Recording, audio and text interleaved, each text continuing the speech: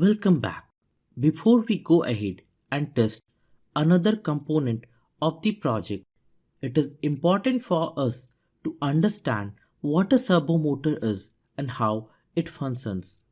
A servo motor is an electrical device which can push or rotate an object with great precision.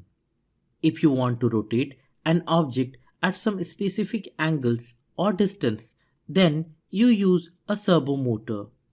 It is just made up of a simple motor which runs through a servo mechanism.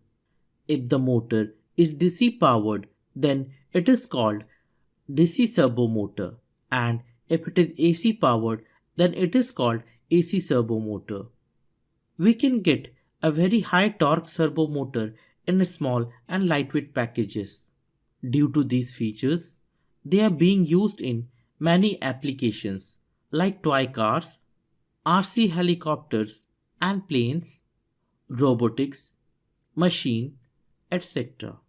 Servo motors are rated in kilogram per centimeter. Most hobby servo motors are rated at 3 kg per centimeter or 6 kg per centimeter or 12 kg per centimeter. This kg per centimeter tells you how much weight your servo motor can lift at a particular distance.